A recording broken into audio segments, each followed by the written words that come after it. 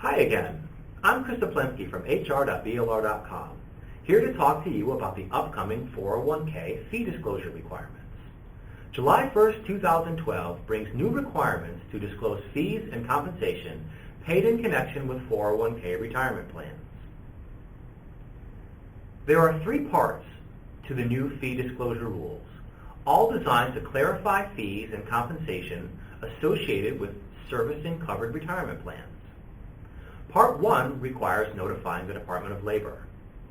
Part 2 requires service providers to notify plan fiduciaries. Part 3 requires plan fiduciaries to notify participants. In our first video, we explained the disclosure of fees to the Department of Labor and what plan service providers must disclose to plan sponsors. Here, we'll discuss who should send disclosures to you as a plan sponsor and what you need to do with the information once you have it.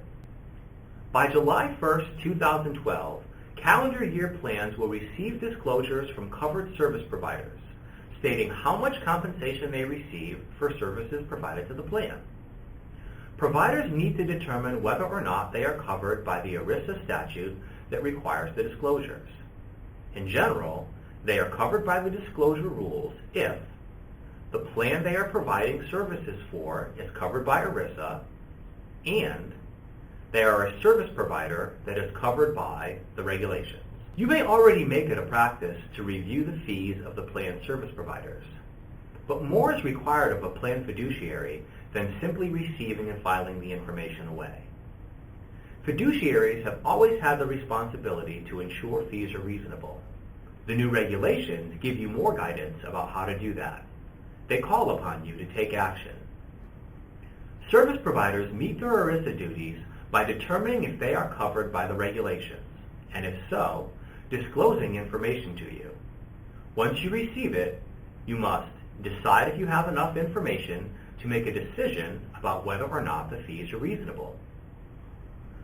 You must request more information if needed and track responses, and you must decide on the reasonableness of the fees.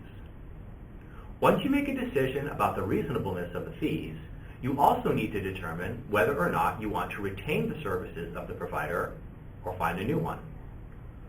What should you do if you expect to receive a disclosure from a service provider but don't receive it?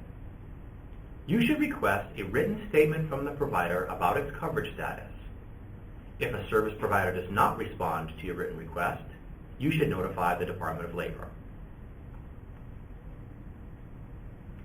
A sample form for requesting required information, a form for notifying the Department of Labor, and information about what to do if a service provider fails to disclose enough information can be found in BLR's 2012 New Fee Disclosure Rules, what you need to communicate about 403B and 401k plan fees.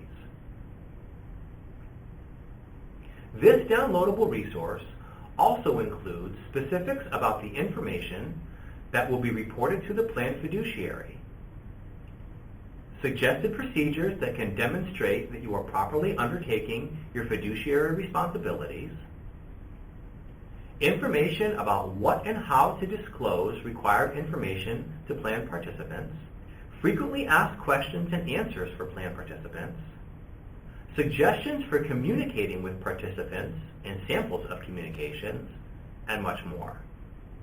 In our last video in this series, we'll cover the third and perhaps most crucial part of the new 401k fee disclosure rules, reporting the information to plan participants. For hr.blr.com, I'm Chris Oplensky, and I'll see you in the next video.